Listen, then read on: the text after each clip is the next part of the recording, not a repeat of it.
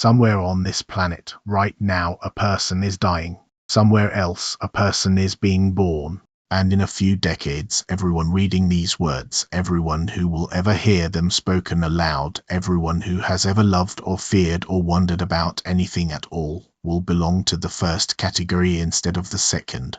This is not a controversial claim. It is the least controversial claim that can be made about you. And yet it is the one thing most of us organize our entire lives around not thinking about. Here is a strange fact, and we're going to sit with it for a while, because it's stranger than it first appears. You have never experienced your own non-existence. Not once. You have experienced pain, boredom, heartbreak, the flu, the particular dread of a Sunday evening before a Monday you don't want. You have experienced almost everything a human life can throw at a person. But non-existence has never happened to you because non-existence is not the kind of thing that can happen to anyone. It isn't an experience. It's the absence of the one thing required for experience to occur at all, which is you. So ask the obvious question. If you will never experience being dead, in what sense can being dead be bad for you? A burn is bad for you because it hurts. A betrayal is bad for you because you feel the sting of it, because it changes how you move through the world, because there's a you there to be diminished by it.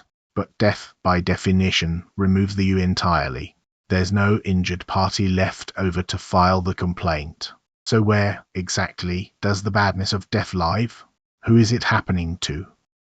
Try to actually picture it, rather than just nodding along to the words.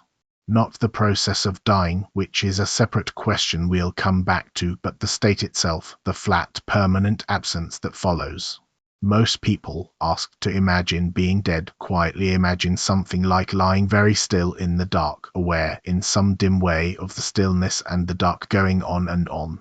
That image is almost certainly a mistake, a kind of optical illusion produced by the fact that imagining requires an imaginer, so every time you try to picture your own non-existence, you inevitably smuggle a small, ghostly version of yourself back into the picture to do the picturing, a silent witness standing just outside the frame, watching the darkness on your behalf. But there is no witness. There is no frame. There isn't even darkness in any meaningful sense, because darkness is itself a kind of experience, the experience of an absence of light, and experiences require someone to have them. What death actually removes is not light, but the possibility of anyone being there to notice its absence at all. This is an almost impossible thing to hold in mind for more than a few seconds, because the very act of holding something in mind requires a mind to do the holding, which means the state we're trying to imagine is, structurally, the one state that can never be successfully imagined from the inside. It can only be reasoned about from the outside, which is exactly the position philosophy is forced to work from. This is not a rhetorical trick. It's one of the oldest problems in philosophy, and the philosopher who put it most sharply lived more than 2,000 years ago in Athens, in a garden, teaching his students that the fear gripping most of humanity was built on a mistake anyone could correct with a little clear thinking. His name was Epicurus, and today we're going to walk through his argument, and the arguments of those who agreed with him, and the arguments of those who thought he was dangerously wrong, and by the end you may not be less afraid of death, but you will, at the very least, know exactly what you're afraid of, and why the shape of that fear is so much stranger than it looks. Let's start with the man himself, because Epicurus has a reputation problem that's worth clearing up before anything else. In modern usage, Epicurean means someone devoted to fine food and sensory pleasure, a gourmand, a hedonist in the shallow sense. This is almost the opposite of what Epicurus actually taught. He lived simply, ate barley bread and water for most meals, considered a bit of cheese an indulgence, and built his philosophical community, known as the Garden, around friendship, modest living, and freedom from anxiety. His version of pleasure wasn't about maximizing sensation. It was about minimizing disturbance. The Greek word he cared about most was ataraxia, a kind of untroubled stillness, the absence of mental turmoil. And in his view, no form of mental turmoil was more pointless, more corrosive, and more curable than the fear of death. Epicurus thought this fear was the single greatest obstacle to a good human life, not because death itself was something to be managed carefully, but because the fear of it poisoned everything before it. People made themselves miserable chasing wealth, status, and power as a kind of hedge against mortality, as if enough achievement could insulate them from the fact of their own ending.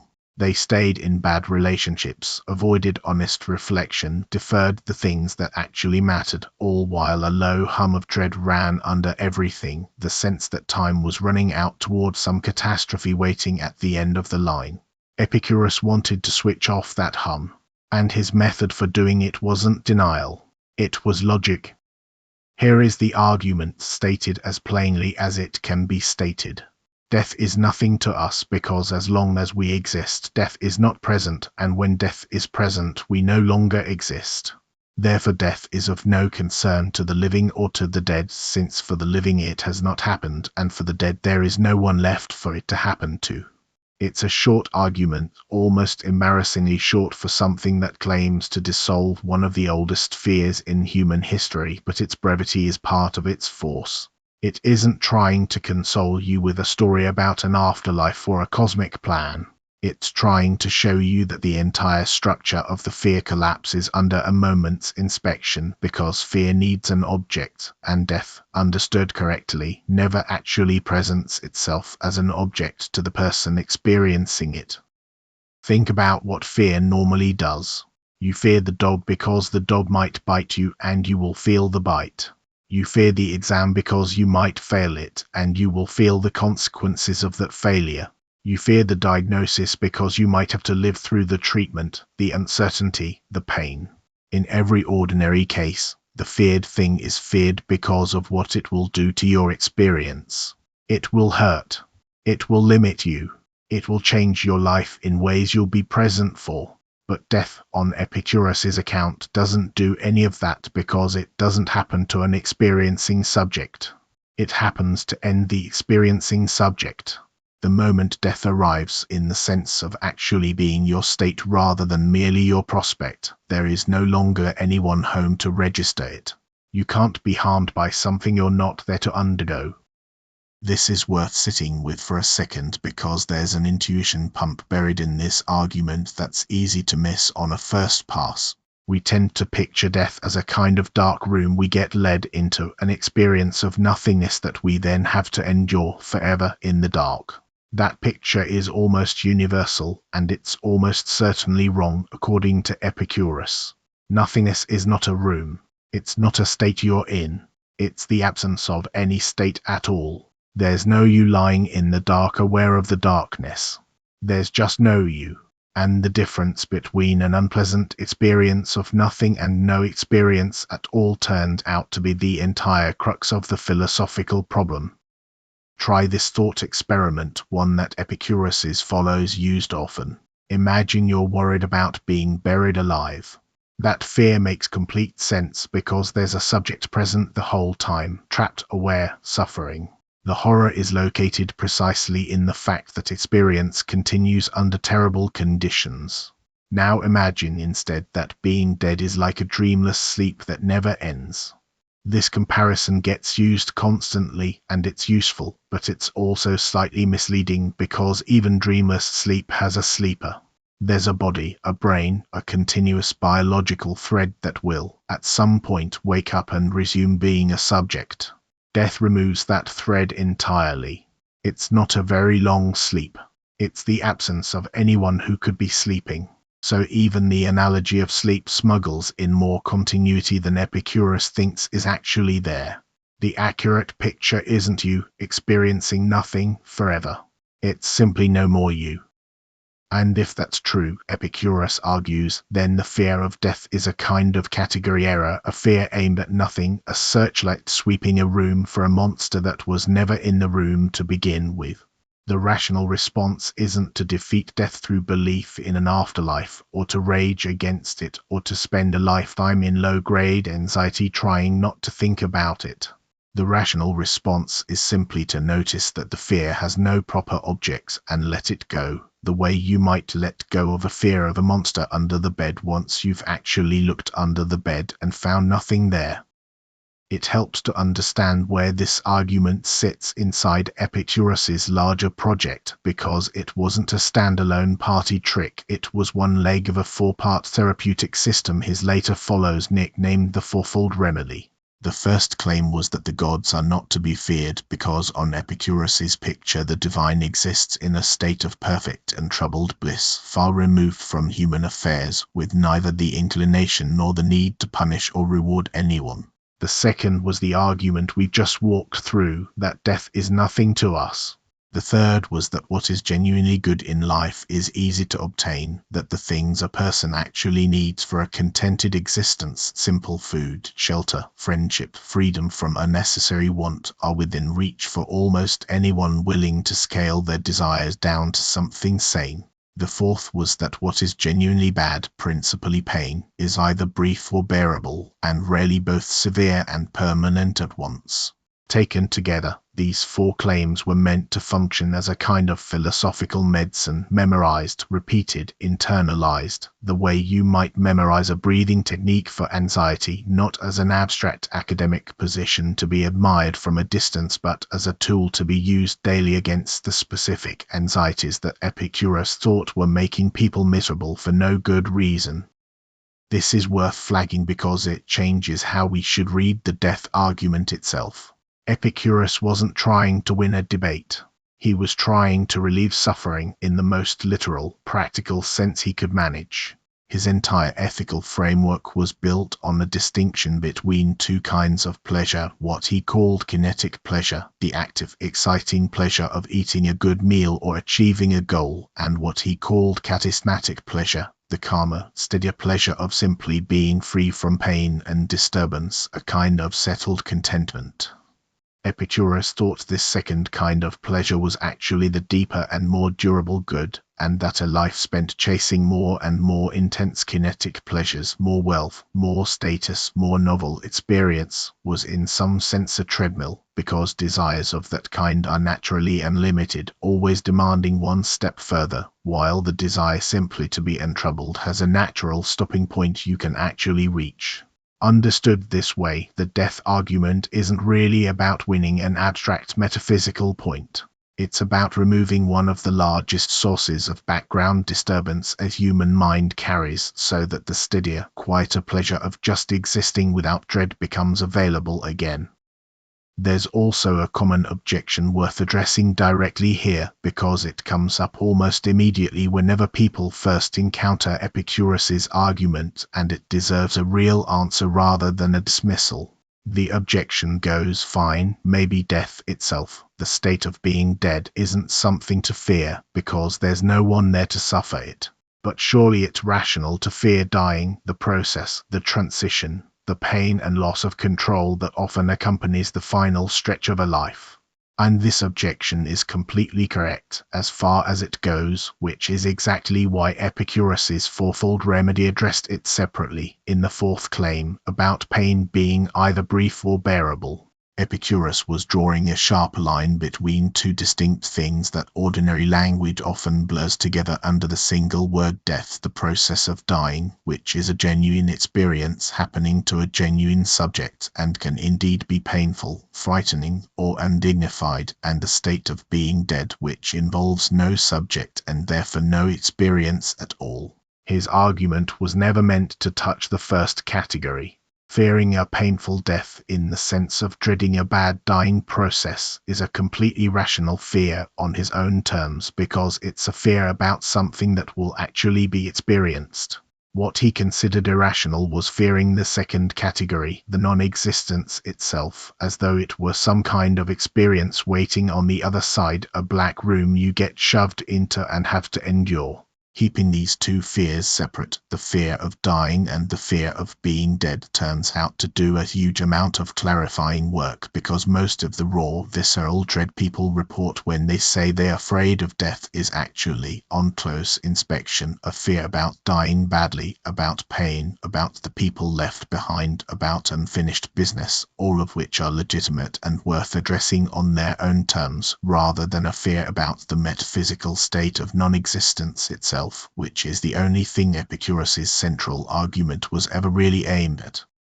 Now, if this argument were fully persuasive, we would expect the fear of death to have dissolved sometime around the 4th century BCE and never come back. That obviously didn't happen, which tells us something important. Either the argument is flawed, or the fear of death isn't actually a rational response to an argument at all, and no amount of logical dismantling will touch it, because it isn't built out of logic in the first place. Both of these possibilities are worth taking seriously, and philosophers have spent the intervening centuries pulling at exactly this thread. Part of the answer, though it takes us slightly outside pure philosophy, probably comes from evolutionary biology, and it's worth including because it explains why a sound argument can fail to move a mind that fully understands it. A logical argument operates on belief. A fear response, especially one as deep and old as the fear of death, operates on something much older and much less rational, a set of self-preservation instincts shaped over an almost unimaginably long stretch of evolutionary time, wired into brain structures like the amygdala long before anything resembling philosophical argument existed at all.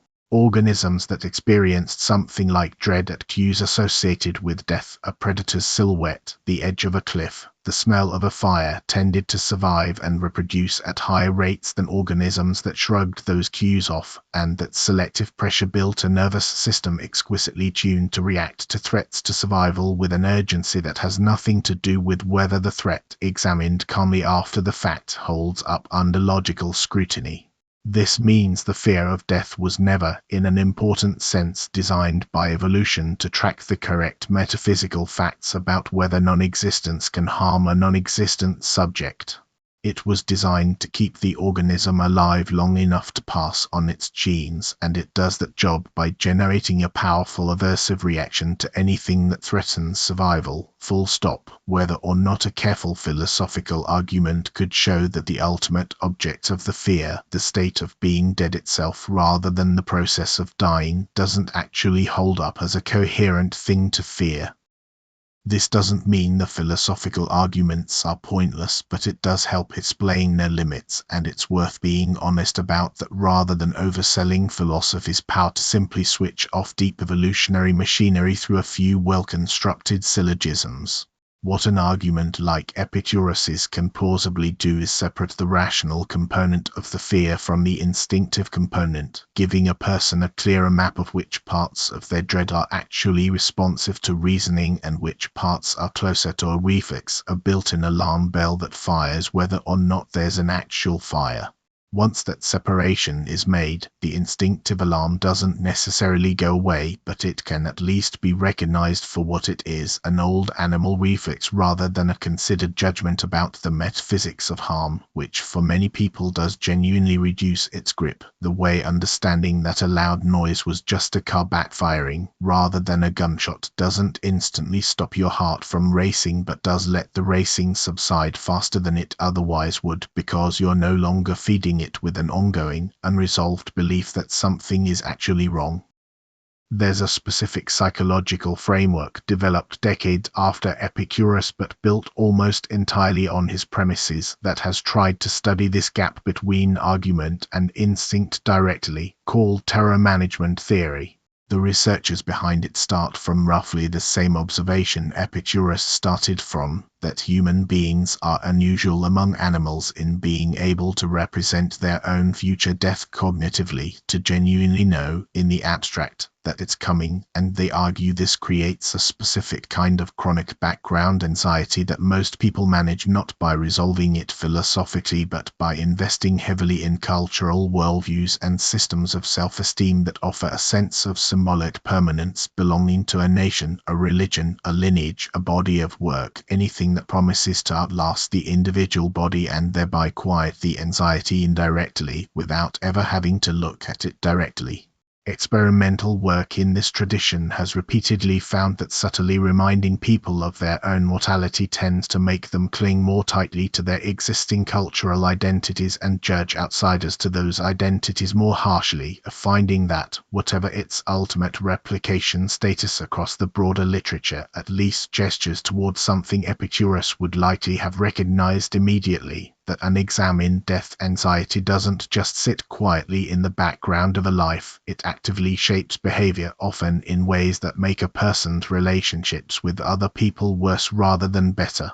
If that's right, then the project Epicurus started in his garden outside Athens, trying to defang this fear through clear thinking rather than through borrowed cultural comfort, was never just an abstract philosophical exercise.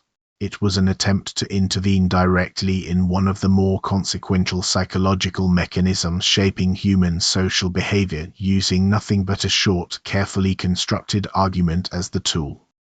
Before we get to the objections, though, we need to bring in the second great ancient voice on this subject, because he took Epicurus's core insight and gave it a rhetorical weapon so effective that people are still using it today, often without knowing where it came from.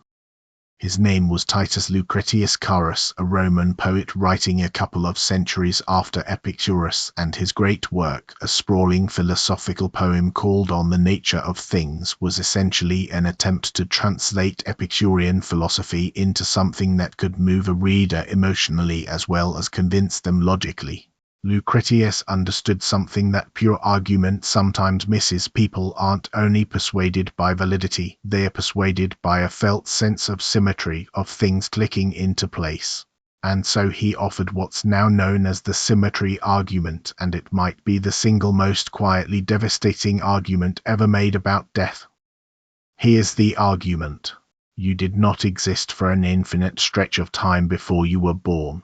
Billions of years of universal history unfolded without you, stars forming and collapsing, oceans rising, continents drifting into their current shapes, entire civilizations rising and falling, all of it proceeding in total indifference to the fact that you had not yet arrived to witness any of it. And how do you feel about that period? Almost certainly, you feel nothing about it at all. Nobody lies awake at night in anguish over the Cambrian explosion happening without them, or the fall of Rome happening without them, or their own great-great-grandparents' childhoods happening without them. Prenatal non-existence simply doesn't register as a tragedy. It's not even a minor regret. It's a complete non-issue. But here's the symmetry. After you die, there will be another infinite, or at least unfathomably long, stretch of time in which you also do not exist. Same texture, same nature, same total absence of an experiencing subject. Lucretius's challenge is direct. If the first stretch of non-existence doesn't bother you, why does the second? What relevant difference is there between the eternity behind you and the eternity ahead of you, such that one deserves total indifference and the other deserves dread? This is the narrative device worth lingering on, because it's genuinely one of the most striking images in the history of philosophy, and it rewards being drawn out slowly rather than stated once and abandoned. Picture the full span of time before your birth, not just your parents' lives, not just recorded history, but the entire 14 billion years since the universe itself fled into being. Hydrogen collapsing into the first stars. Those stars dying in supernova violent enough to forge the heavier elements, the carbon and calcium and iron that would eventually become your bones and blood. The slow accretion of planets. The molten adolescence of the Earth. The first replicating molecules in shallow ancient water. Billions of years of evolutionary trial and error, extinction events, ice ages, the rise of mammals, the rise of primates, the long slow accumulation of everything that eventually produced a species capable of asking questions about its own mortality. All of that happened. None of it happened to you. You were not deprived of it.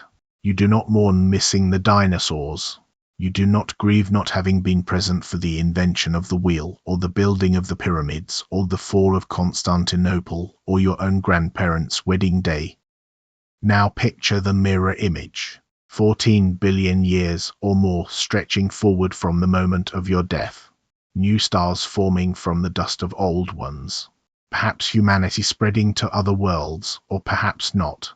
Perhaps new forms of intelligence arising long after every trace of human civilization has eroded into geological record, in the way the vast civilizations of deep time before us left only fossils and layers of rock.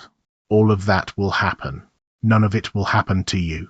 And Lucretius's question, sharpened to a point, is simply this: why does the first infinity of absence feel like nothing, while the second infinity of absence feels like the worst thing imaginable? If you're honest with yourself, the two really do look identical from the outside. Both are total non-existence. Both involve zero experience, zero awareness, zero suffering, zero joy.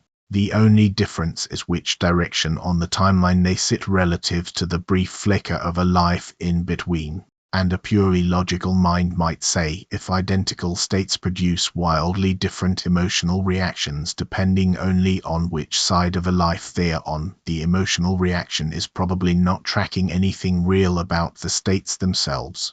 It's tracking something else. Something about the shape of a story, about beginnings and endings, about loss versus mere absence. Because here's a word that's doing a lot of work in how we think about death, and it's worth pulling apart: loss. We don't talk about losing the pre-birth years. Nobody says they lost the dinosaurs or lost the 18th century. But we absolutely talk about losing the future, losing the years we might have had, losing the chance to see how a story turns out. Lucretius would say this asymmetry in language reveals an asymmetry in psychology that isn't backed up by an asymmetry in the actual metaphysical facts. The non-existence is symmetrical, the feeling is not. And once you notice that gap, you have to ask which side of it is the illusion. This is where we should pause and take the objections seriously, because it would be intellectually dishonest to present the symmetry argument as though it settles the matter. Some extremely sharp philosophers have pushed back hard, and their pushback tells us something important about why the fear of death is so stubborn. The most famous rebuttal comes from a 20th century philosopher named Thomas Nagel, who wrote a short, influential essay simply called Death, and who thought Epicurus and Lucretius, for all their cleverness, were missing something essential about what makes death bad. Nagel's counter-argument is usually called the deprivation account, or deprivation theory, and it goes like this: death doesn't need to be a positive experience of harm, like pain, in order to be bad for you. It can be bad in a purely comparative sense by depriving you of the good things you would otherwise have had.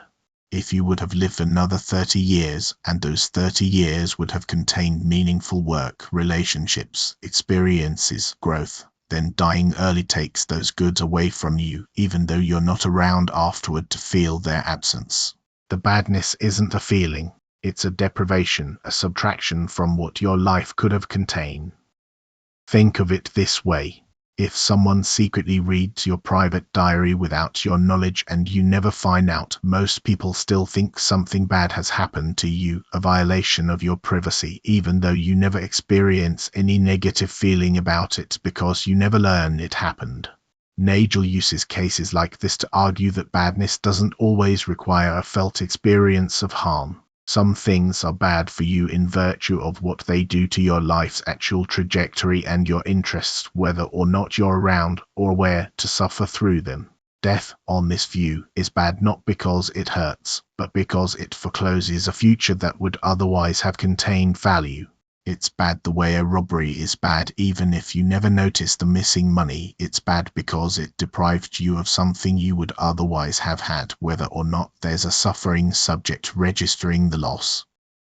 Nagel actually pushes this line of thinking further with a second case, one that's slightly more unsettling than the diary example, precisely because it strains the intuition harder. Imagine an intelligent adult suffers a severe brain injury that reduces their mental life to something like the contentment of a young infant, easily satisfied, capable of simple pleasures but permanently incapable of anything like the complex plans, relationships, and achievements that defined their life before the injury.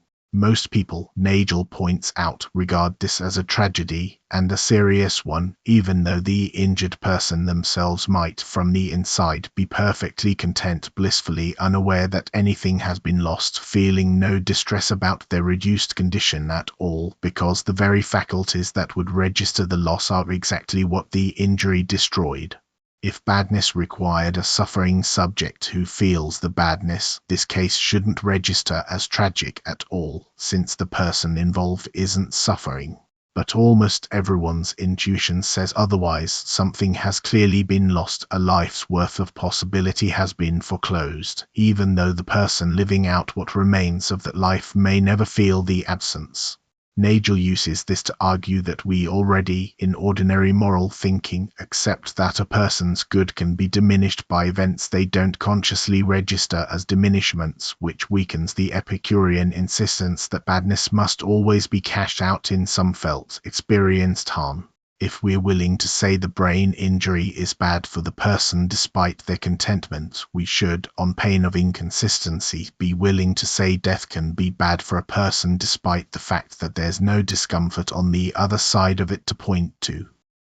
There's a further variation worth adding to round this out because it isolates the felt experience requirement even more precisely than the brain injury case does. Imagine a brilliant scientist on the verge of a genuinely important discovery who, instead of being killed, is simply and permanently prevented from ever finishing the work through some combination of bureaucratic obstruction and bad luck, while otherwise living out a perfectly ordinary, perfectly comfortable, entirely satisfied life, never particularly bothered by the unfinished project, having made peace with it and moved on to other things. Most people still register a kind of loss here, a sense that something genuinely valuable failed to come into being, even though the scientist's own subjective experience was untouched by anything resembling suffering.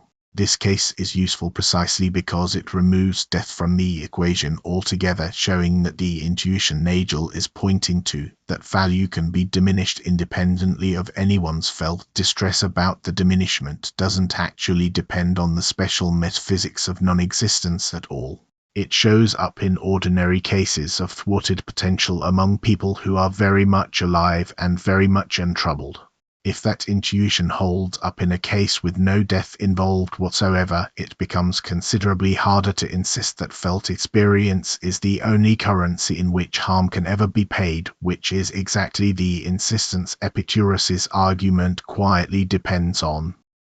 Of course, a committed Epicurean has a response available here too, and it's worth including for balance because the debate doesn't simply end in Nagel's favor. The response points out that the brain injury case and the death case aren't actually parallel in the way Nagel needs them to be. In the brain injury case, there is still, undeniably, a subject after the injury, a person with interests, however diminished, capable in principle of a good or bad experience, capable of being helped or harmed going forward, someone whose reduced state can meaningfully be compared to their prior, richer state because both states belong to a continuously existing subject. In the death case, there is no subject at all after the event, not a diminished one, not a simple one, none whatsoever, which means the comparison Nagel wants to draw between life as it would have been and life as it actually turned out isn't a comparison between two states of an existing person the way the brain injury comparison is. It's a comparison between an existing person's counterfactual life and, quite literally, nothing. Whether that difference is enough to break the analogy is exactly where the philosophical argument continues to this day, without full resolution, and it's a genuinely good exercise if you want to test your own intuitions on this, to sit with both cases side by side and notice which asymmetries between them feel like they're doing real work, and which ones feel like they might just be restating the original disagreement in a new set of clothes. If deprivation theory is right, then Lucretius's symmetry argument runs into a problem, because the two stretches of non-existence, the one before birth and the one after death, are not actually symmetrical when you look at what each one deprives you of. The time before your birth couldn't have contained your life because that time was definitionally prior to your existence. There's no coherent way you could have been born earlier and lived through the 14th century, because you are partly constituted by your particular time, place, and parentage. But the time after your death absolutely could have contained more of your actual life, the specific, continuous, already in progress life you were living, if only some contingent fact, an illness, an accident, old age, hadn't cut it short. In other words, prenatal non-existence was never available to you as more life. Posthumous non-existence, in a meaningful sense, is exactly that, the direct continuation of the life you were already living, subtracted from you. This is sometimes called the asymmetry problem, and it's the strongest response to Lucretius on the table. The two non-existences might look identical from a purely metaphysical standpoint. Both are just absence, but they are not identical from the standpoint of what was possible. There was no possible world in which you specifically existed for those billions of years before your actual birth, at least not without becoming a different person with a different history entirely. But there absolutely are possible worlds in which you live 5, 10, 40 more years than you actually will. Death closes off real possibilities that were genuinely available to the specific continuous person you are. Prenatal non-existence never had any possibilities to close off in the first place, because the person hadn't started yet. It's worth pausing here, because this is the kind of point where a script could easily rush past something genuinely important. The disagreement between Lucretius and Nagel isn't really a disagreement about facts. Both sides agree completely on what happens physically. Consciousness ends and stays ended in both directions of the timeline. The disagreement is about what counts as a harm, and whether harm requires an experiencing subject to register it. Epicurus and Lucretius think harm has to cash out in someone's felt experience. If nobody's there to be hurt, nothing bad has happened. Nagel thinks harm can be purely comparative and structural, a matter of what a life would have contained versus what it actually contains, independent of anyone being around to notice the gap. This sounds abstract, but it has an enormous practical weight, because it's really a disagreement about what a person even is. Is a person just a sequence of experiences such that once experience stops, the person's interests stop too, and nothing further can be done to or for them?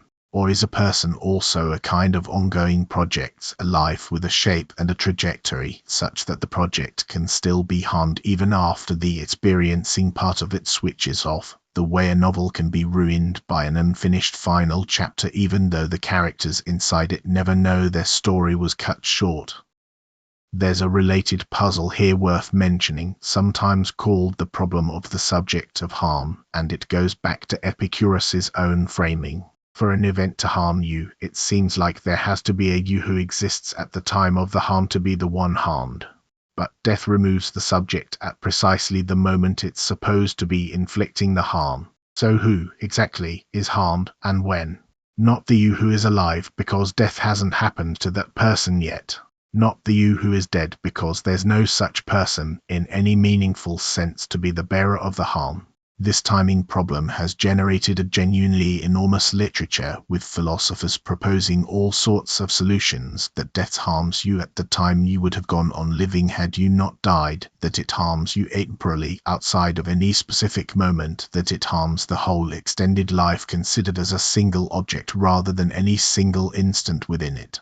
None of these solutions are fully satisfying to everyone, and that's part of why this remains a live philosophical question rather than a settled one. It isn't that nobody has thought hard about it. It's that the problem is unusually resistant to being fully dissolved.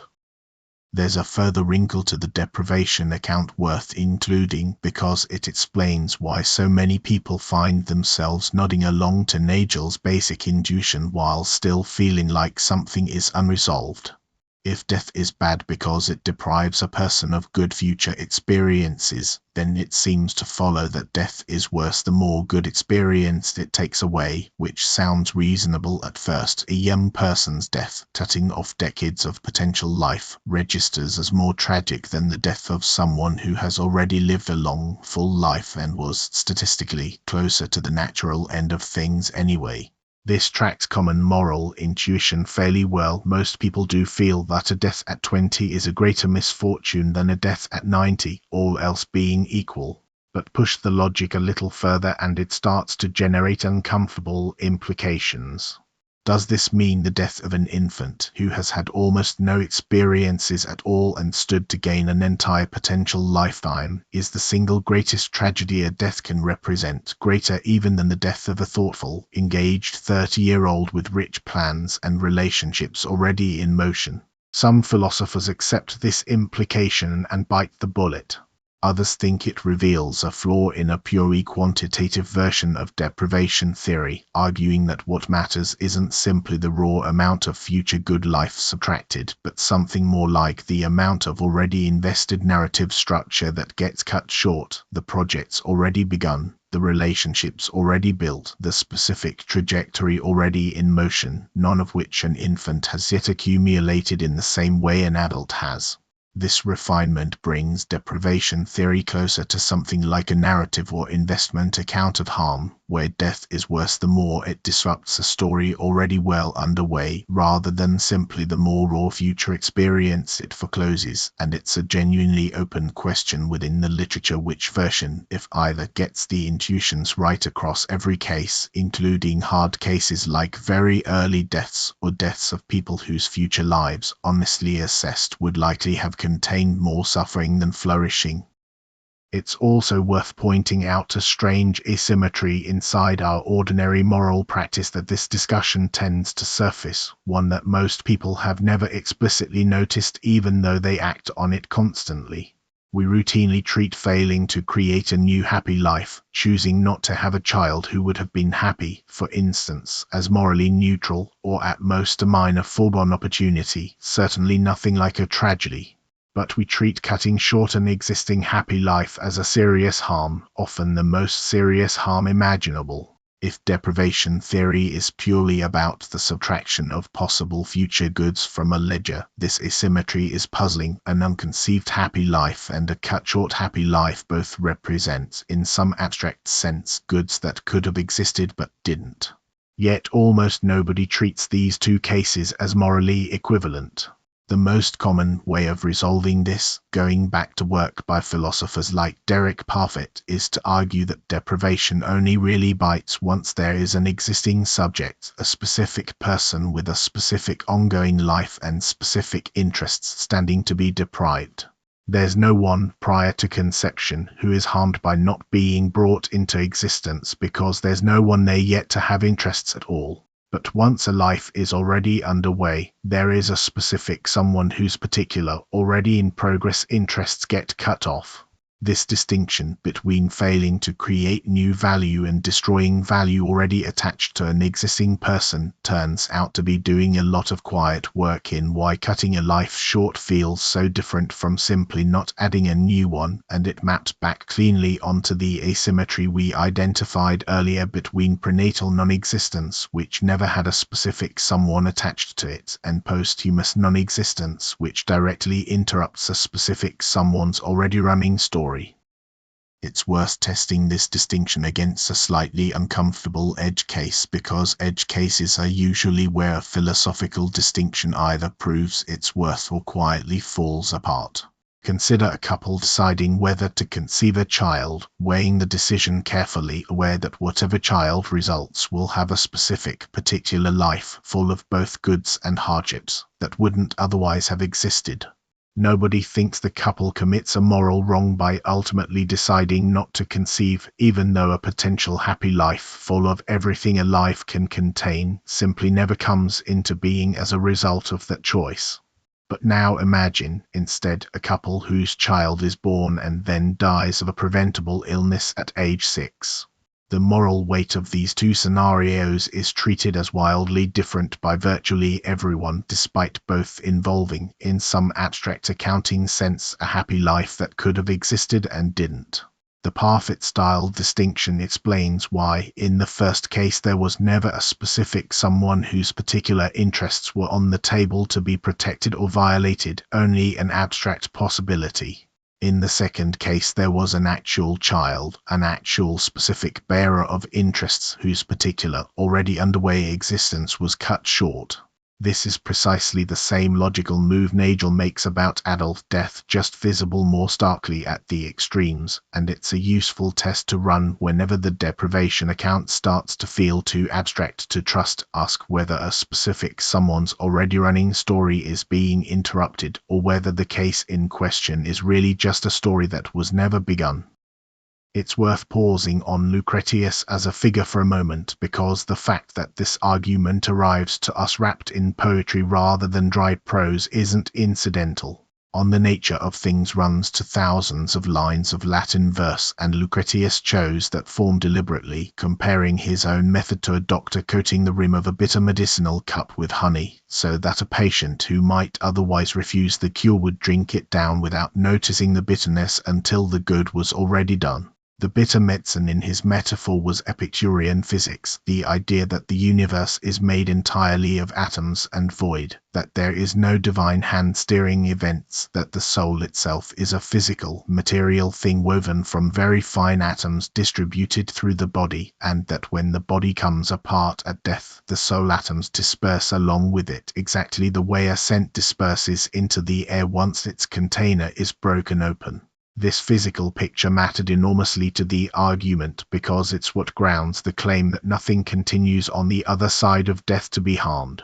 If the soul were an immaterial, indestructible substance, an argument like this wouldn't get off the ground at all. It's precisely because Lucretius, following Epicurus' teacher of teachers, the earlier atomist philosophers Leucippus and Democritus, believed the mind was made of ordinary, dispersible matter, that he could say with such confidence that death is a true dissolution, not a transition, not a doorway, not a journey to anywhere, just an ending of the particular temporary arrangement of atoms that happened, for a while, to be able to think about itself.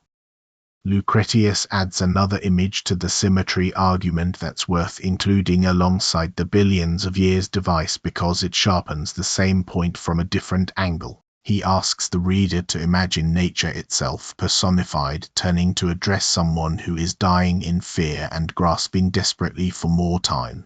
What, nature asks, is so terrible about your situation? If your life so far have been good, why not depart gratefully, the way a satisfied guest leaves a banquet, rather than clinging on like an ungrateful visitor unwilling to make room for the next arrival? And if your life so far has been bad, why would you want to prolong something you already regard as more burden than gift? Either way, nature points out, more time was never going to solve the actual problem, because no matter how long a life runs, it always comes to feel, in retrospect, exactly as long as it was, no shorter and no more unfinished than any other length would eventually feel too. There will always be a last sunset, a last conversation, a last ordinary Tuesday, whether that last moment arrives at 19 or 90, and the question of whether a life feels complete has never actually been a question of duration in the first place. Lucretius uses this to needle at a specific kind of self-deception, the quiet assumption that dying is uniquely tragic for you personally, at whatever age it happens to occur, when in fact everyone who has ever lived has faced exactly the same structural situation, a beginning, an end, and a stretch of time between them that always runs out precisely when it runs out, never sooner, never later, than it was always going to. Let's step back from the metaphysics for a moment and bring in a completely different angle, because so far we've been asking whether death is bad for the person who dies in the abstract. But there's another philosopher who thought the entire framing of his deathbed was missing the far more interesting and far more practically urgent question, which is, what does it do to us right now while we're alive to know that we're going to die? This is where Martin Heidegger enters the story, and his approach is different enough from Epicurus and Lucretius that it can feel, at first, like a completely different subject. Heidegger, writing in the early 20th century, wasn't primarily interested in whether death constitutes a harm in some ledger sense. He was interested in what he called being toward death, sein zum Tod in his original German, and his core claim was that death isn't just an event waiting at the far end of a life, an item on a future itinerary. It's a structural feature of existence itself, something that shapes and colors every moment of a life whether or not we're consciously thinking about it. For Heidegger, you don't really understand what it means to be a human being, what he called Dasein, being there, until you understand that a human life is fundamentally a being that knows it will end, and that this knowledge, whether embraced or suppressed, is doing work on you constantly. Heidegger draws a sharp distinction here that's genuinely useful between what he calls fear and what he calls anxiety or angst. Fear, in his technical sense, always has a specific object. You fear the dog, the exam, the diagnosis, something particular and identifiable in the world that threatens you in a particular way. Anxiety, by contrast, has no specific object. It's not about any particular thing in the world. It's a background mood that arises when you confront the sheer fact of existing at all, the fact that you are a being who is, and who will not always be, and who has no guarantee of meaning or permanence built into that being. Heidegger thought the genuine confrontation with death produces exactly this kind of objectless anxiety, not fear of a particular threat, but a total, disorienting awareness of your own radical finitude, the fact that your existence is fundamentally a being toward an ending that is certain, that cannot be experienced by anyone else on your behalf, and that could, in principle, arrive at any moment. This might sound bleak, but Heidegger's actual argument goes somewhere surprisingly constructive, and it's the part of his thinking that resonates most with people who encounter it seriously for the first time. He thought most people spend most of their lives fleeing from this anxiety, and he had a specific name for the mode of existence people flee into. He called it das Man, sometimes translated as the they or the anyone. This is the anonymous, crowd-like mode of existing in which you do what one does, think what one thinks, follow the well-worn scripts handed to you by your culture, your job, your social circle, without ever really confronting your own singular, finite existence. Das Man offers a kind of comfort because everyone in the crowd is doing the same thing, and death, within this mode, gets treated as something that happens to one, an impersonal, statistical inevitability, a thing that happens to people in general, discussed in the abstract, kept safely at arm's length, never quite landing as something that is going to happen specifically, irreplaceably to you. Heidegger's famous phrase for this evasion is that in everyday existence we treat death as something not yet, constantly deferred, constantly someone else's business, even though, structurally, it is always already a possibility hanging over every single moment. And his argument is that this evasion has a cost. When you refuse to confront your own mortality honestly, you also refuse to confront the fact that your time is genuinely limited, genuinely finite, genuinely yours, and no one else's to spend. You drift into an inauthentic mode of living, borrowing your values and priorities wholesale from the crowd, never quite owning your choices as your own because you've never fully reckoned with the fact that this life, this specific, unrepeatable, ending life, is the only one you get to make choices in. The alternative Heidegger proposes is what he calls anticipatory resoluteness, sometimes rendered more simply as authentic being toward death. This doesn't mean walking around in a state of constant morbid dread. It means something closer to a clear-eyed, honest acknowledgement of your own finitude, held not as a distant abstraction but as a live, personal, ever-present possibility, and using that acknowledgement as a kind of clarifying force.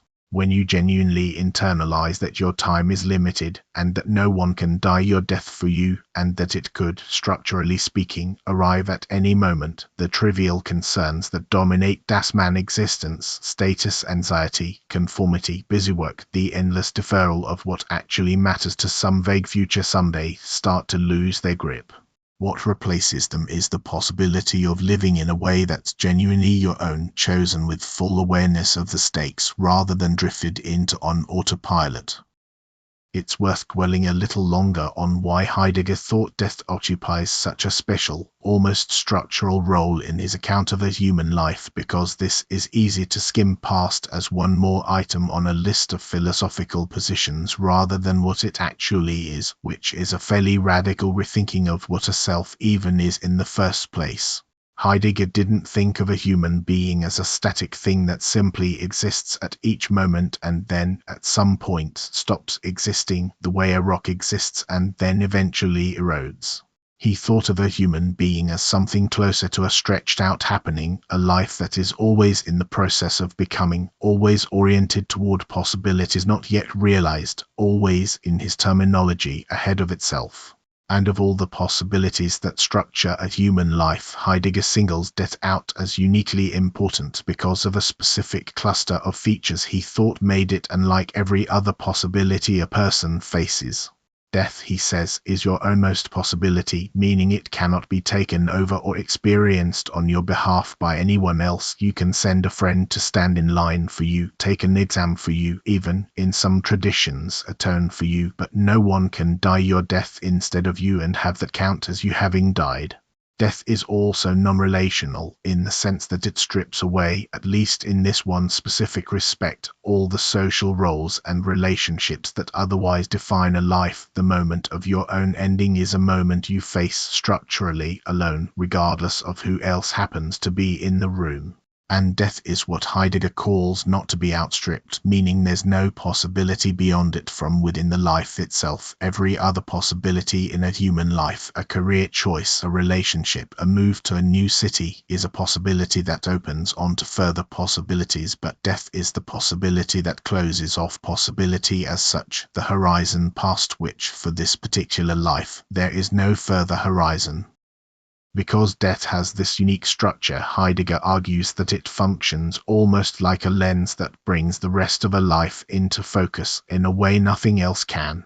Consider how differently a decision feels when you genuinely hold in view that your capacity to make decisions at all is finite and could end at any point, versus when you make that same decision while implicitly, unconsciously assuming you have an indefinite stock of future time available to correct course later if needed. Heidegger's contention is that most people, most of the time, are quietly operating under something much closer to the second assumption, even though they would immediately deny it if asked directly, because everyone, of course, knows they are going to die. But knowing it in the abstracts as a fact you'd affirm on a survey is completely different from what Heidegger calls running forward into that possibility, Vorlaufen in his German, genuinely holding your own finitude in view as a live, present, structuring feature of the choice you're making right now. This running forward isn't morbid rehearsal, imagining the specifics of your own death scene. It's closer to letting the fact of finitude do its clarifying work on your priorities. The way holding a departure time firmly in mind changes how you spend the last hour before a flight, making you suddenly and acutely aware of which remaining tasks actually matter and which ones you can let go of without regret. There's a further piece of Heidegger's picture worth including because it directly answers an objection that comes up naturally at this point. If death is always merely a possibility, something that hasn't happened yet, isn't Heidegger just recommending a kind of permanent, low-grade dread as a life strategy, trading Epicurus's tranquility for chronic anxiety? Heidegger's answer is that authentic being toward death isn't primarily an emotional state at all, despite the anxiety that accompanies genuinely confronting it. It's better understood as a shift in how possibilities show up for you. Once you've genuinely faced the fact that your possibilities are finite and could be cut short at any point without a guaranteed later to fall back on, Heidegger thinks this doesn't produce paralysis, it produces what he calls freedom, specifically freedom from the tyranny of Das Man, from the anonymous, borrowed priorities of the crowd. If you might genuinely die tomorrow, the question of whether your neighbor approves of your career choice or whether you're keeping pace with some socially prescribed schedule for success starts to look almost comically beside the point, not because those things become emotionally irrelevant in some cold, detached way, but because holding your finitude clearly in view reorders what actually counts as urgent. This is, in a strange way, a very similar move to the one Epicurus makes when he argues that most people's frantic pursuit of wealth and status is a kind of category error, a response to a fear that, on inspection, points nowhere real. Heidegger just gets there by intensifying the confrontation with death rather than dissolving it. There's an important overlap and an important divergence here between Heidegger and Epicurus that's worth drawing out explicitly because it's easy to blur them together. Epicurus wants to diffuse the fear of death by convincing you through argument that death is not actually anything to you, that once you truly grasp its logical structure, the fear should simply dissolve, the way an illusion dissolves once you see through it. Heidegger, by contrast, doesn't think the confrontation with death should dissolve at all. He thinks the anxious awareness of finitude is not a mistake to be corrected but a fundamental truth about existence to be faced and lived from, and that a life built on successfully suppressing or dissolving that awareness is, for him, a diminished, inauthentic kind of life. Where Epicurus offers philosophical therapy aimed at eliminating the disturbance, Heidegger offers something closer to a philosophical summons. Don't eliminate the disturbance, let it wake you up. It's genuinely interesting to consider these two thinkers side by side because they are both responding to the same brute fact, mortality, and they arrive at almost opposite prescriptions. Epicurus says, look closely at death, and you'll see there's nothing there to fear, so let the anxiety go. Heidegger says, look closely at death, and you'll find the very thing that gives your existence its urgency and its stakes, so don't let the anxiety go, let it organize your priorities. And yet, oddly, both of them converge on a very similar piece of practical advice, even from these different starting points. Stop deferring your life to some imagined future in which you'll finally deal with what matters. Epicurus wants you to stop being paralyzed by anxious dread so that you can actually enjoy the pleasures and friendships available to you now. Heidegger wants you to stop hiding in the anonymous comfort of the day so that you can actually live authentically, choicefully, now. Different diagnoses, oddly similar prescriptions. There's a related thought experiment developed more recently by the philosopher Samuel Scheffler that approaches the same territory from an unexpected angle, and it's worth including here because it quietly undermines the assumption that our own personal survival is really the thing doing most of the work in making our lives feel meaningful. Scheffler asks you to imagine learning with total certainty that although you yourself will live out a completely normal lifespan, dying of ordinary old age at the expected time, the entire human species will be wiped out 30 days after your own death by an asteroid, say, with no warning and no survivors. Nothing about your personal timeline changes at all. You still get every year you were always going to get. And yet Scheffler's observation, borne out repeatedly when he poses this scenario to people, is that almost everyone finds this scenario deeply distressing, far more distressing than the ordinary prospect of their own death alone, even though, on a narrow Epicurean analysis, nothing has changed about what you, personally, will or won't experience. You were never going to experience the world after your death either way. What Scheffler thinks this reveals is that an enormous amount of what makes our individual projects feel worthwhile depends on an unstated assumption that we almost never examine, the assumption that life will continue for others after we're gone. A scientist doing research on a disease that won't be cured for another 2 generations, a teacher shaping students who will go on to have their own students, a parent raising a child who will one day raise their own. All of this activity implicitly assumes an ongoing human future that will receive and carry forward what we've built, even though none of us will be there to see most of it unfold. Take that ongoing future away, even while leaving your own personal lifespan completely untouched, and Scheffler argues that a huge amount of meaning drains out of present activity anyway. This is sometimes called the argument from the collective afterlife, and it's a useful corrective to a subtle mistake that both Epicurus's defenders and his critics can sometimes make, the mistake of treating "does death harm me" as though it were a question that could be answered by looking only at facts about my own consciousness in isolation, as though a human life were a sealed unit rather than something woven, at almost every point, into an ongoing human story that extends both backward and forward well beyond any single lifespan. If Scheffler is right, part of what makes even a normal, well-timed, non-tragic death bearable is precisely the quiet, usually unexamined confidence that the world, and the people in it, will carry on afterward, which means the 2 stretches of non-existence Lucretius pointed to might not be quite as symmetrical in their emotional weight as they first appeared, not because of anything different about the non-existence itself, but because of what each stretch is understood to contain for everyone else.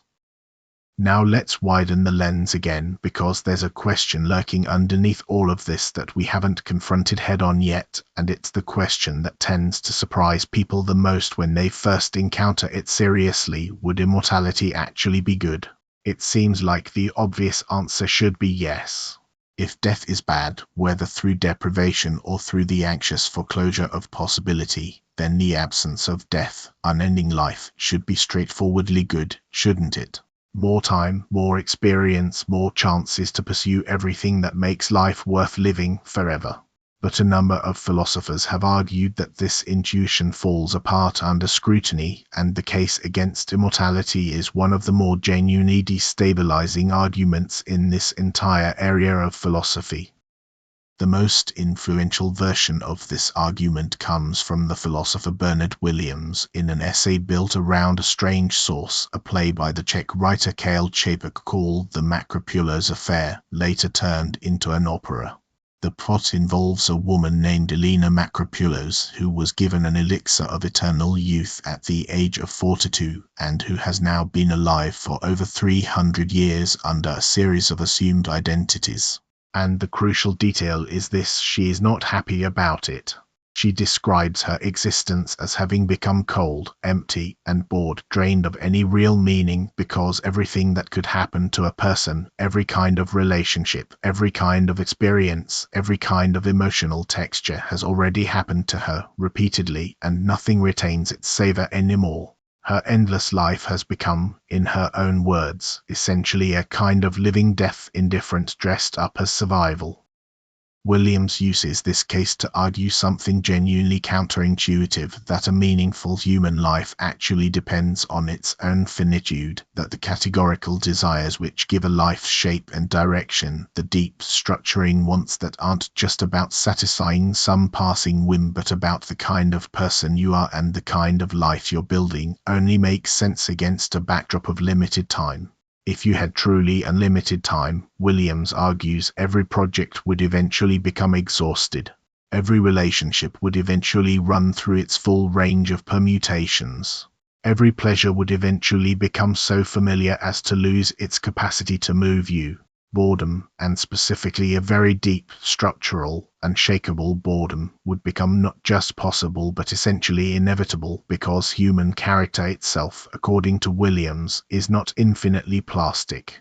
There's only so much genuine novelty a continuous identity can generate or absorb before it either becomes a fundamentally different person, in which case it's questionable whether the immortal being is even meaningfully you anymore, or it becomes trapped in an endless recycling of experiences that have already lost their meaning. This produces what's sometimes called the tedium argument against immortality, and it's worth taking seriously rather than dismissing as a failure of imagination, though plenty of philosophers have pushed back on exactly that basis. The objection usually runs like this: Williams assumes that an immortal life would have to be a static continuation of the same personality, the same categorical desires, the same basic character indefinitely. But why assume that? Couldn't an immortal being simply change, grow, develop entirely new interests and even entirely new personality structures over the centuries, the way a person's interests at 80 are almost unrecognizable compared to their interests at 8?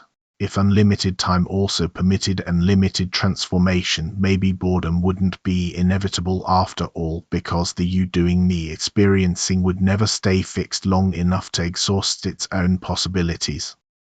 It's worth being precise about what Williams meant by a categorical desire, since the term is doing a lot of quiet work in the argument and it's easy to gloss over. Williams distinguished between conditional desires, the kind that presuppose you'll go on living and simply fill in the content of the ongoing life, wanting a good meal tonight, wanting to finish a project by Friday, and categorical desires, the deeper kind that actually give you a reason to want to go on living at all in the first place, wanting to raise your children, wanting to write the book, wanting to see how a particular relationship or a particular calling develops over the coming years. Conditional desires can be satisfied and refreshed indefinitely. There's always another good meal to look forward to. Categorical desires are different because they are tied to a specific, meaningful trajectory rather than a repeatable experience, and Williams's worry is precisely that a trajectory, unlike a meal, can actually be completed, exhausted, run all the way through to its natural end. Raise the children, and eventually they're raised. Write the book, and eventually it's written.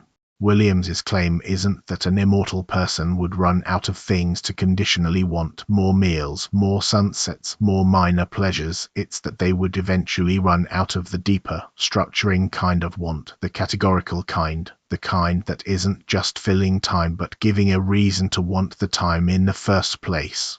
And once every categorical desire a particular character is capable of generating has been pursued and completed potentially many times over across enough centuries, what's left, on Williams's account, isn't peace or fulfillment. It's a person going through the motions of conditional desires with nothing underneath them anymore to make the motions matter, which is close to a technical philosophical definition of the exact kind of hollow, cosmic boredom the Macropulo's character describes living inside. This is precisely why the just keep changing response to Williams, tempting as it sounds, runs into the identity problem mentioned earlier rather than cleanly escaping it.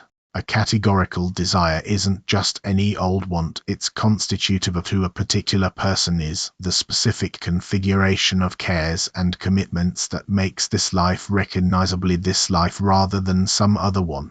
If an immortal being is willing to let its categorical desires be replaced wholesale, repeatedly, century after century, in order to keep dodging the tedium Williams describes, then what's actually persisting across those centuries starts to look less like a single person having an extraordinarily long life, and more like a sequence of different people, related by continuous memory perhaps, but no more unified in their deepest cares than a grandparent and a great-great-grandchild who happen to share a surname.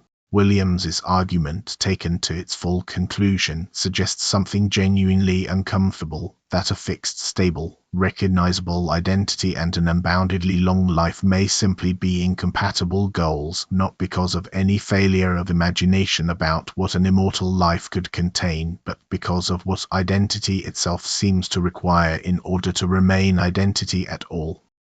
It's also worth flagging a quieter possibility that gets less attention in the literature than the tedium argument itself, which is that the badness of eternal boredom might not require literal infinity to bite.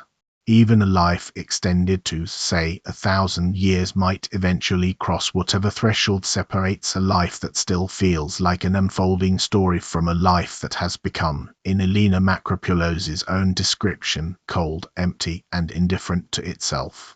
If that's right, the interesting philosophical question was never really is infinite life good or bad, a question so abstract it can start to feel almost academic, but something closer to how much finite life is actually optimal for a being with a human-shaped psychology, a question with real, near-term stakes given how seriously radical life extension is now being pursued, and one that deserves far more careful attention than the mostly unexamined assumption currently doing a great deal of quiet work in that research, that longer is simply, straightforwardly, always better.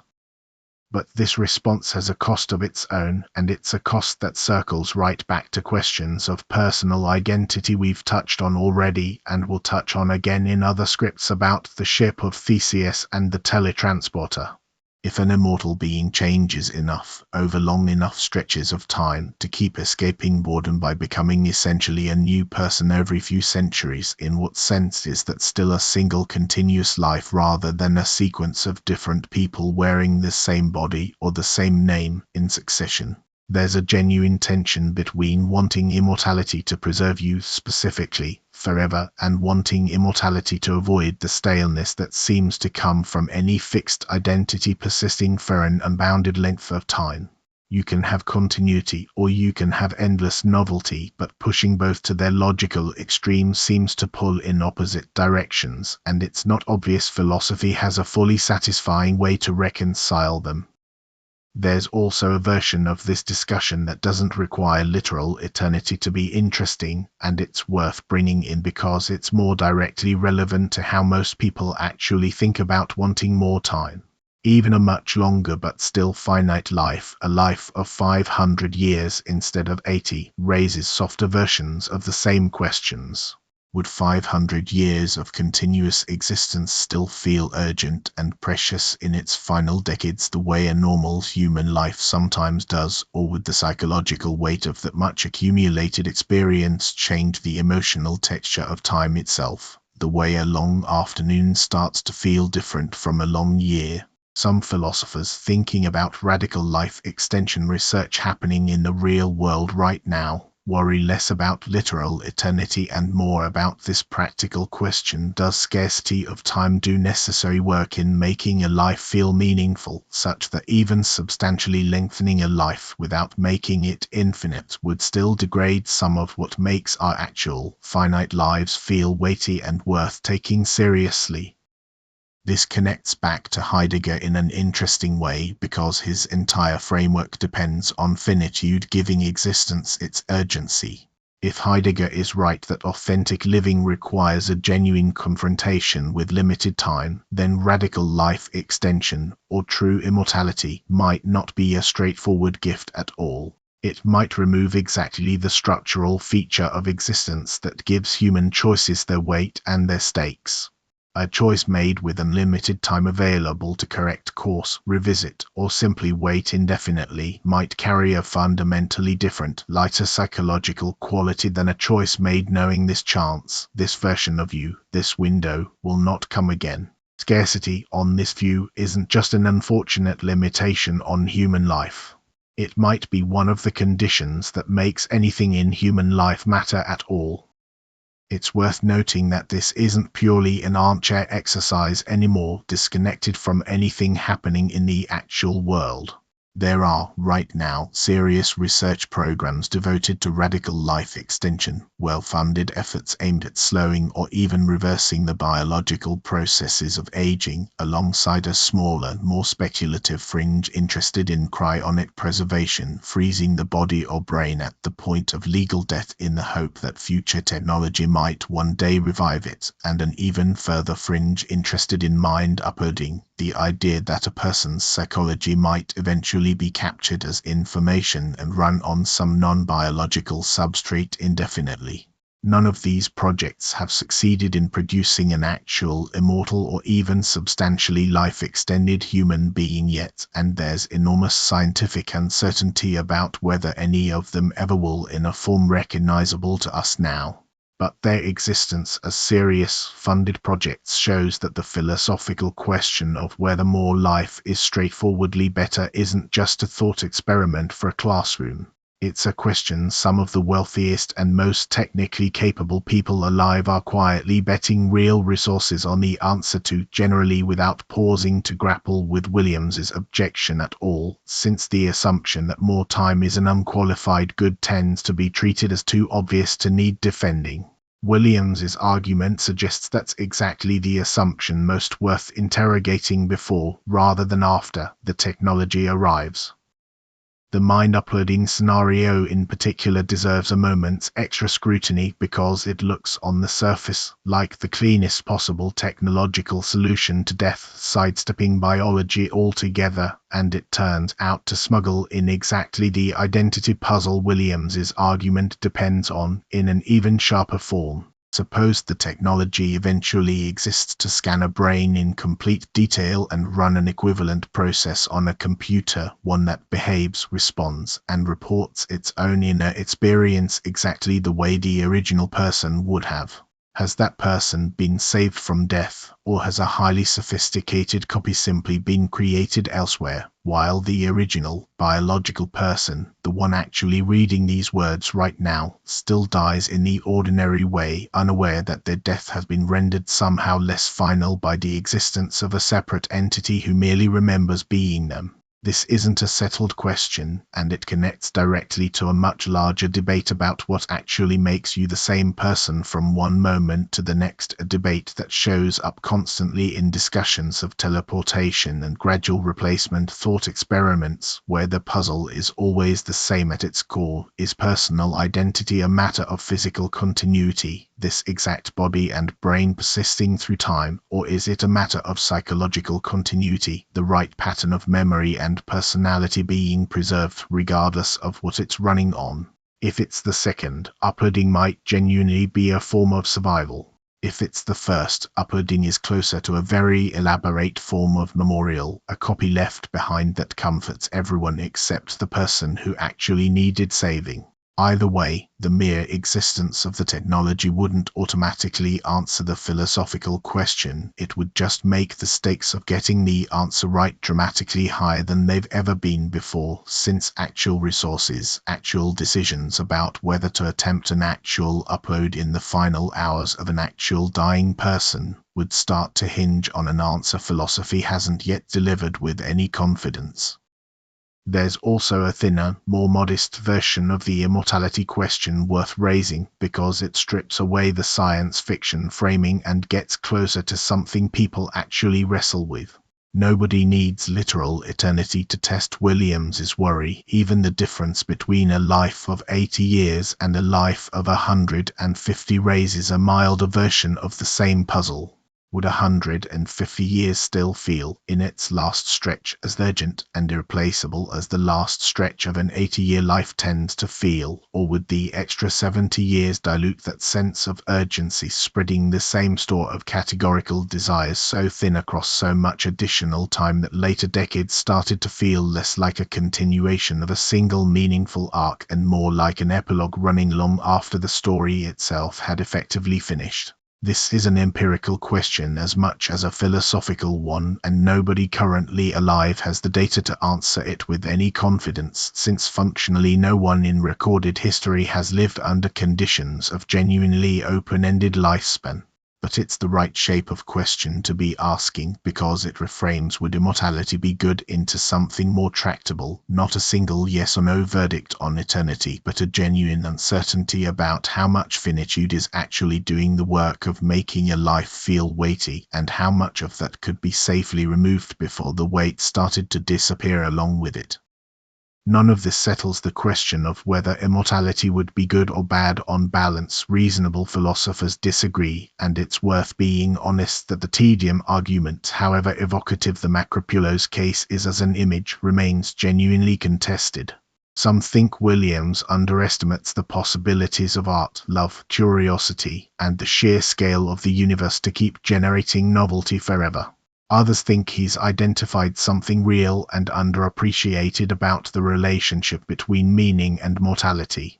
But even setting aside who's right, the exercise of taking the question seriously does something useful. It complicates the easy assumption that more life is always simply, unambiguously better, and it forces a harder look at what we actually mean when we say we want more time, because it turns out that phrase might be hiding several very different and possibly incompatible wishes inside it. Let's bring all of this back around to the original question, the one Epicurus started us with, and ask it one more time. Now, with everything else on the table, is death actually bad for the person who dies? And the honest answer, after walking through all of this, is that it depends entirely on what you think a person fundamentally is, and what you think bad for fundamentally means, and those turn out to be much less settled questions than they first appear. If you think a person is essentially a stream of experiences and that badness requires a subject present to register it, then Epicurus is right, and death, properly understood, is nothing to you, a boundary condition rather than an event, no more capable of harming you than the years before your birth were capable of harming you, and Lucretius's symmetry stands as a genuinely powerful piece of evidence for that view, an image that, once seen clearly, is hard to fully unsee. If you think a person is also a kind of ongoing project with a trajectory, interests, and possibilities that can be foreclosed whether or not anyone is around to feel the foreclosure, then Nagel is right, and death is bad in a comparative, structural sense, a subtraction from a life that could have contained more, and the asymmetry between the two non-existences, one that could never have contained your specific life and one that directly cuts it short, is real and philosophically load-bearing, not merely a psychological quirk to be argued away. And if you set the question of bad for the person who dies aside almost entirely, and ask instead what death does to the person who is still living, still aware of their own finitude, still capable of choosing how to spend the specific, limited, unrepeatable time available to them, then Heidegger's framework becomes the most practically urgent of all, because it redirects the entire inquiry away from an abstract metaphysical puzzle about harm after non-existence and toward an immediate, actionable question about how you're spending the very moments in which you're asking it. There's one more thread worth pulling before we try to draw these positions together, because it addresses a question a careful listener is probably already asking: if all of this is genuinely unresolved among professional philosophers who have spent entire careers on it, what is a person actually supposed to do with that uncertainty in their own life?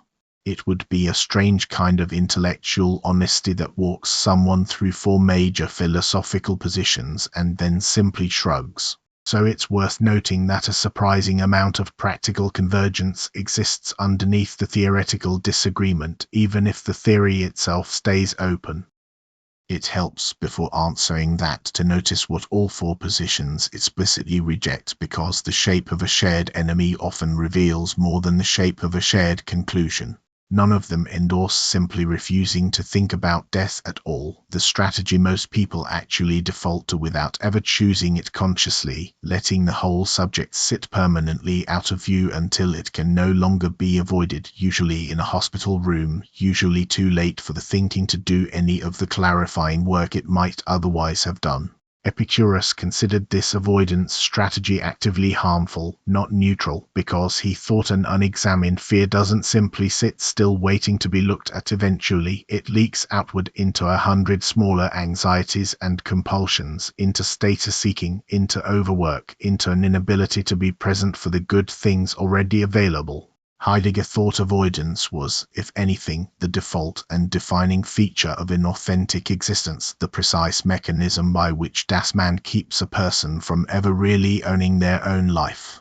So whatever else these thinkers disagree about, they converge completely on the diagnosis that avoidance is the worst strategy, worse than facing the question and arriving at Epicurus's conclusion, worse than facing it and arriving at Nagel's, worse even than facing it and simply staying uncertain, because uncertainty that has actually been examined does more work on a life than certainty that's never been earned. Consider what each position, taken on its own terms, actually recommends for how to live, stripped of its metaphysical scaffolding. Epicurus recommends scaling desires down to what's actually attainable, cultivating friendship, and refusing to let an unexamined background dread dictate present choices because that dread, on inspection, turns out to have no proper object. Nagel's deprivation account, even though it complicates the metaphysics of harm, doesn't actually counsel constant anxious vigilance about mortality either. If anything, it suggests treating a life's remaining time as a genuinely finite and valuable resource, worth allocating deliberately toward whatever would make the eventual, comparative loss as small as possible, which in practice looks a great deal like living intentionally rather than by default. Heidegger's authentic being toward death recommends holding your own finitude clearly enough in view that borrowed, crowdsourced priorities lose their grip, freeing you to choose deliberately rather than drift. And Williams's tedium argument, whatever it implies about the metaphysics of an infinite life, carries a fairly direct practical implication about a finite one, that the very fact your time is limited might be doing quiet structural work in making your ordinary choices and relationships feel weighty and worth caring about in the first place, which suggests treating finitude as a resource to be respected rather than a problem to be engineered away. Notice that all four of these, despite starting from incompatible metaphysical premises, land on remarkably similar practical ground. Attend to what you actually have. Don't let an unexamined fear or an unexamined assumption of infinite time quietly run your priorities on autopilot, and treat the specific, limited stretch of time you're certain of as the primary site of whatever meaning your life is going to contain, rather than a waiting room before some imagined main event. This is historically one of the oldest pieces of philosophical advice there is, showing up independently across traditions that otherwise disagreed about almost everything else, from the Stoics' daily practice of reflecting on mortality to keep their priorities honest, to the medieval European tradition of memento mori art, skulls painted into still life portraits and carved into the walls of churches, not as morbid decoration but as a deliberate, repeated visual reminder meant to jolt the viewer out of exactly the kind of comfortable forgetting Heidegger would later theorize under the name Das Man. The philosophical arguments we've walked through today are more rigorous than a painted skull, but they're doing a version of the same job, making the fact of finitude vivid and present enough that it can actually do something to how a life gets spent, rather than sitting inertly in the back of the mind as an abstract fact everyone technically knows and functionally ignores. It's worth noticing, too, how differently this reminder lands depending on which of today's frameworks is doing the reminding, because the emotional flavor of "remember you will die" changes considerably depending on whether Epicurus or Heidegger is standing behind it. An Epicurean memento mori is meant to be calming, almost clinical, a way of saying look closely enough at this fact and its capacity to disturb you will dissolve on inspection, the way a shape in the dark stops looking like an intruder once the light goes on and reveals it was only a coat on a chair. A Heideggerian memento mori is meant to do almost the opposite, not to calm the disturbance but to keep it alive and active enough to keep doing its clarifying work, more like an alarm deliberately left set rather than a light switched on to banish the shadow entirely. Both traditions think forgetting is the enemy. They simply disagree about whether the antidote to forgetting is tranquility or vigilance, and that disagreement is worth carrying forward as a live question rather than resolving prematurely, because different people, and arguably the same person at different points in a life, may need different doses of each. Maybe the most honest position available is this: the fear of death is not one single fear with one single correct philosophical resolution. It's a bundle of related but distinct anxieties tangled together, and pulling them apart is itself clarifying, even if it doesn't produce a tidy resolution at the end. There's the fear of the process of dying, which is really a fear of pain, of loss of control, of indignity, and that fear is entirely legitimate and has nothing directly to do with the metaphysics of non-existence at all. It's a fear about a specific experience portion of life, the part right up until the end, not about the ending itself. There's the fear of leaving people behind, of grief inflicted on others, which is a fear about your effects on other conscious subjects, not about anything happening to you. There's the fear of an unfinished life, of projects unmet and relationships unresolved, which maps fairly closely onto Nagel's deprivation account, a fear about foreclosed possibility. And then, underneath all of that, there's something harder to name, something closer to what Heidegger was pointing at, not a fear of any particular loss, but a kind of vertigo at the sheer strangeness of being a finite, temporary arrangement of matter that is, for a while, capable of being aware of its own temporariness, capable of dreading its own ending in a way that no other structure of matter, as far as we know, is capable of doing. That last one might be the one Epicurus's logic can't quite touch, no matter how airtight the argument is, and it's worth being honest about why. Epicurus's argument works beautifully against the fear of death as an experience because it correctly points out that death isn't an experience at all. But it may do almost nothing against this deeper, harder to articulate vertigo, because that vertigo isn't really about what death will feel like. It's about the sheer bizarreness of the situation you find yourself in, a temporary pattern, aware of its own upcoming dissolution, formulating logical arguments about whether that dissolution should bother it, while a clock it did not choose to start keeps running regardless of which argument wins. And maybe that's actually the right place to end up, not with a tidy conclusion that resolves the discomfort, but with a clearer view of exactly where the discomfort lies.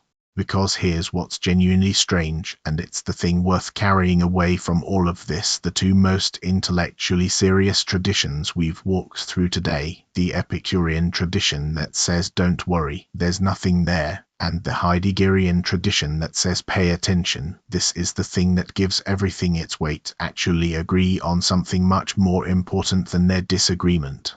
They agree that the fear itself, left unexamined, unclarified, sitting in the background as an unprocessed hum, is a genuine problem, a thief of the only time any of us actually has, which is now.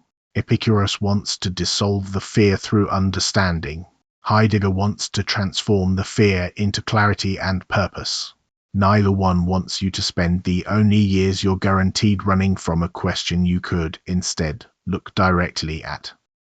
There's a final observation worth making before we close, because it connects everything we've covered back to something almost embarrassingly simple, easy to lose beneath the layers of argument. Every single philosopher we've discussed today, Epicurus, Lucretius, Nagel, Heidegger, Williams, Scheffler, disagreed with each other on fundamental points, sometimes flatly contradicted one another, and none of them managed to produce an argument so complete that it silenced all the others. That might look, from a certain angle, like a failure of philosophy, a sign that after 2,500 years of careful, rigorous thinking, the smartest people to ever take on the question still can't agree on whether death is bad, or why, or for whom. But there's another way to read the same historical record, and it's the more accurate one. The fact that this question has remained this alive, this contested, this capable of generating genuinely new arguments century after century, is itself a kind of evidence about what kind of question it is. It isn't a simple factual matter, like the boiling point of water, waiting for someone sufficiently clever to just measure it correctly and settle things for good.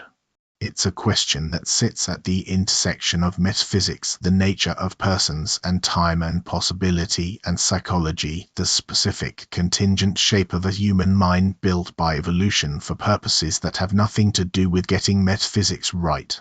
Questions that sit at that intersection tend to stay open, not because thinkers keep failing, but because the question itself keeps generating new angles worth exploring, the way a genuinely deep piece of music rewards a 100th listen instead of exhausting itself on the first.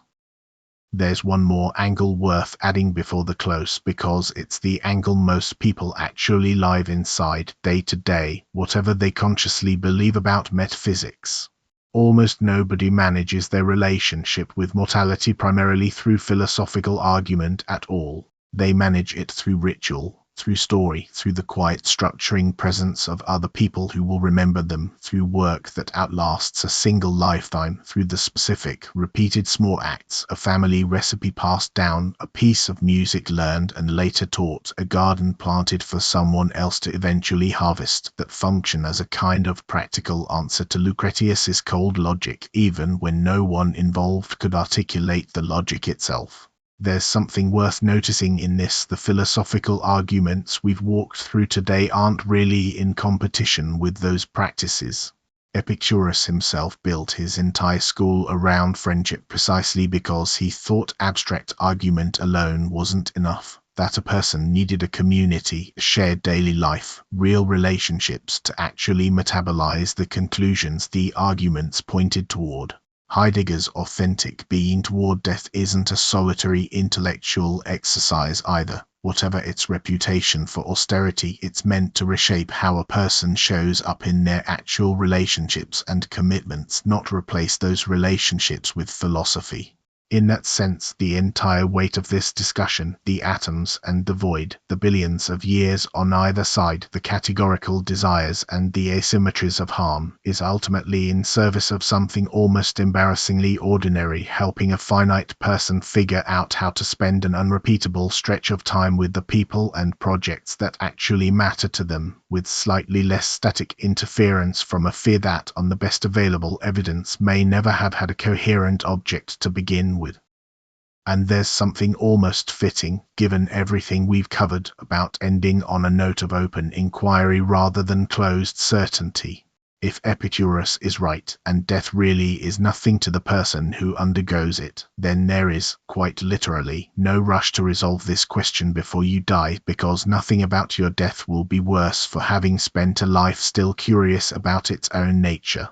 And if Nagel or Heidegger or Williams is right instead, and death genuinely is a kind of loss, or a structuring possibility, or a limit that gives shape to meaning, then the appropriate response was never going to be arriving at a final settled answer anyway.